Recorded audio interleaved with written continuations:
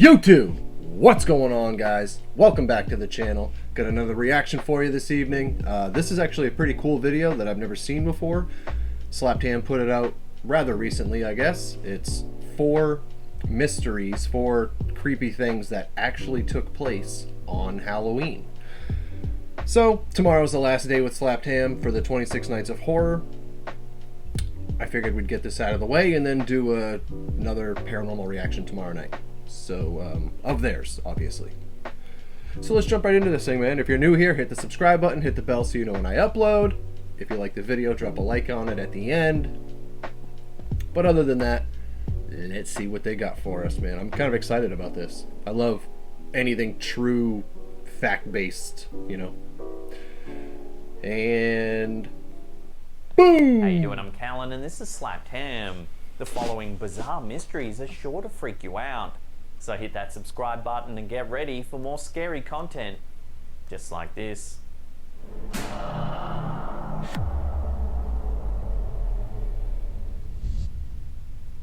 On the first Halloween after the end of World War II, many people were feeling especially festive. But in one neighbourhood in Toronto, a Halloween street party became a serious public disturbance. A large and rowdy crowd sprang up on the evening of October 31, 1945, on Queen Street East, which is located in the Beaches community on the Lake Ontario waterfront. The crowd was made up of teenagers, and the police estimated that several thousand had gathered. As the evening went on, the teenagers' behaviour became more destructive. They started bonfires in the middle of the road and used nearby fencing and other materials to fuel the flames. They also set up obstacles to keep fire trucks from approaching. The police responded by riding in on horseback. They made 2 arrests. These arrests sparked a march on a nearby police station. The rioters threw rocks and pieces of debris, while police and firefighters used clubs and turned hoses on them. Although the riot was ultimately subdued, it pointed to some simmering social problems. The rioters were teenage boys who hadn't fought in the war. Maybe they assumed they'd missed out on the chance to become heroes. Maybe they didn't see sufficient opportunities for themselves in local life. There wasn't an explicit political message attached to the riot. It may have been sparked by some mix of youthful rebellion, misdirected energy, and resentment.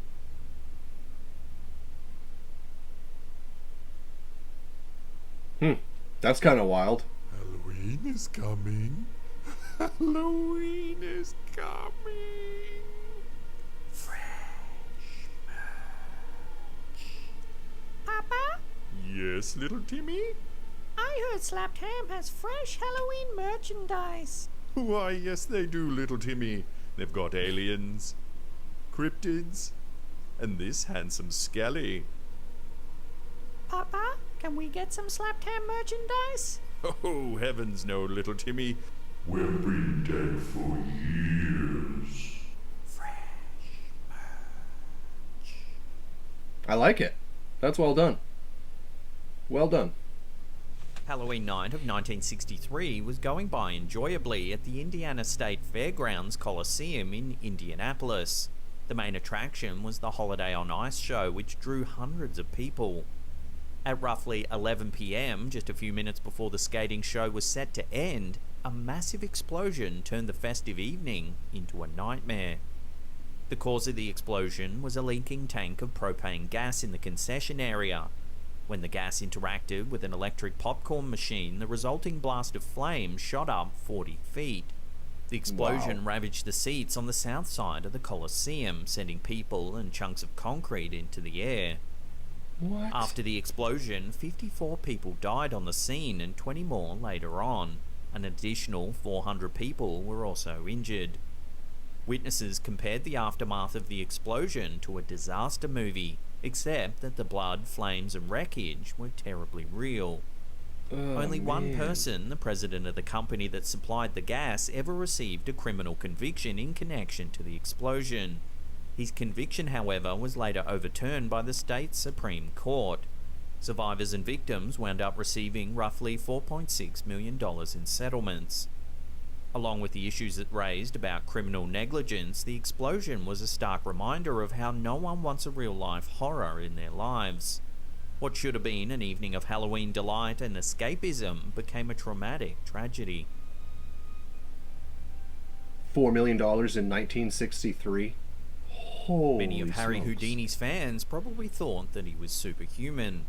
The legendary magician was famous for all kinds of death-defying stunts, including his escapes from buried caskets, water tanks, submerged packing crates, and straitjackets suspended from cranes and buildings.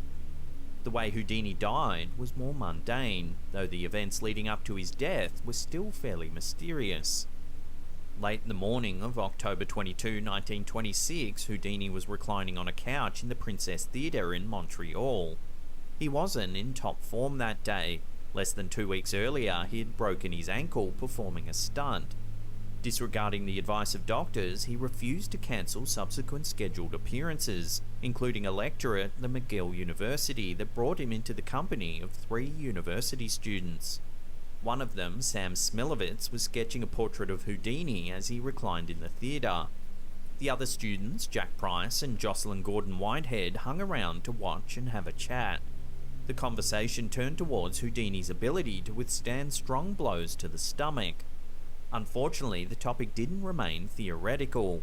One of the students, Whitehead, bent over Houdini and punched him repeatedly in the abdomen. Visibly pained, Houdini stopped Whitehead after at least 4 blows. Though he had reportedly granted Whitehead permission to strike him, Houdini claimed that he had not been prepared for the rapid and forceful nature of the punches.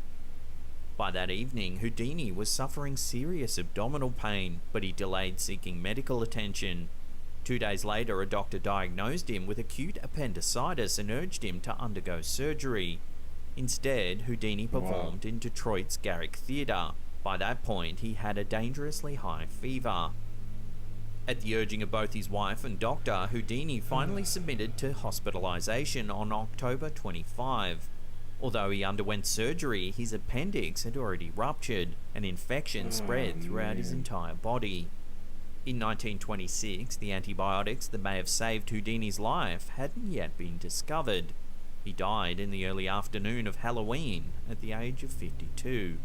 Wow. It's unclear whether the blows to his stomach triggered the appendicitis. One possibility is that he was already suffering from appendicitis, and the symptoms became more noticeable after the severe punches. Regardless of the initial trigger, receiving prompt medical treatment would have given Houdini a greater chance of survival. Of course. Wow. I mean, I don't know how much they could have done for him anyways, Before considering we the look time. at some trick-or-treating that ended in tragedy, remember to caress that subscribe button, then tickle that little bell icon there and turn on all channel notifications. That way you'll be in the loop every time we drop our scary and mysterious videos. Trick-or-treating ended in tragedy for one family, and the case remains unsolved. On the evening of October 30, 1982, Marvin and Ethel Brandlin were handing out candy to trick-or-treaters at their home in Fort Dodge, Iowa. Marvin Brandlin was a veteran of the Second World War and the owner of a small business that performed carpet services. He and his wife had been married for 46 years. When Ethel Brandlin opened the door to someone wearing a pillowcase for a mask, she and her husband didn't realize that their lives were in grave danger. The evening had been going very well, and the couple's granddaughter had just stopped by minutes earlier. The person wearing the pillowcase had cut out holes for his eyes, but the rest of his face was concealed.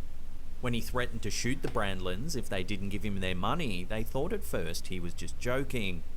The man entered the Brandlins' home and pulled out a gun. He demanded that they take him downstairs to their basement where they kept a safe. There were only a few people at the time who knew about this safe, which meant that the robber was likely acquainted with the family. When the couple reached the kitchen, Marvin Brandlin tried to grab the robber's gun. The Brandlins were still not fully convinced that this was a real robbery. They thought it possible that someone was pulling a Halloween prank on them and only pretending to perpetrate the crime. Unfortunately, it was not a prank. The robber shot Marvin Brandlin and ran from the couple's home. Before leaving their home, he removed the pillowcase and threw it away from him.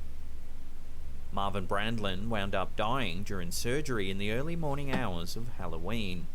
Less than a month later, during Thanksgiving, Ethel Brandlin suffered a breakdown. A few months after that, sadly, she passed away. Wow. Surviving family members are certain about the identity of the criminal. They claim it's a family acquaintance and that this person actually bragged about the crime. The police also have Ethel Brandlin's description of the suspect. Blue eyes, light-coloured hair, a height of roughly 5 feet 8 inches, and probably between the ages of 16 and 20 at the time of the incident. If there's a prime suspect, why has no one ever been arrested? Apparently Right. the evidence remains insufficient, not strong enough to hold up in court. For example, the pillowcase that the murderer left behind at the Brandlins' home was subjected to a DNA analysis decades later, but it didn't contain enough genetic material. For the time being, the murder of Marvin Brandlin is a cold case. That's terrible. After 46 years of marriage. Wow. That's awful. And he's still left with nothing. So, he showed up, took a couple of people's lives, eventually, and left with nothing. Good for you. That's awful. Man, wow. I didn't realize that many crazy things have happened on Halloween.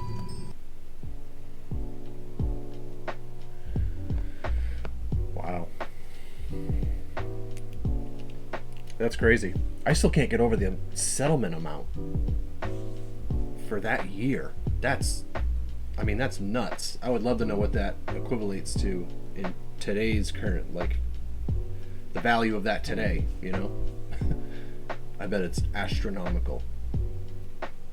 It has to at least be up over 100 million, right? I would think, or close anyway. I don't know. But anyways, guys, that's it for tonight. Thanks for watching with me. I'll be back tomorrow night with a, I'm going to try to find maybe their most viewed video that I haven't seen that's ghost related, ghost sightings related, and try to find a really good one to cap off SlappedHam week during the 26 Nights of Horror. This was night 9, I believe. Night 9. And tomorrow will be night 10, and we're just going to keep on trucking until we get to that magical day. Alright guys, thanks again. Subscribe if you're new, hit the bell so you know when I upload. Drop a like on it if you liked it. Drop a dislike if you didn't. But if you drop a dislike, I'm going to need you to put in the comments, just something short, what I can do better. That's all. Nothing too complicated.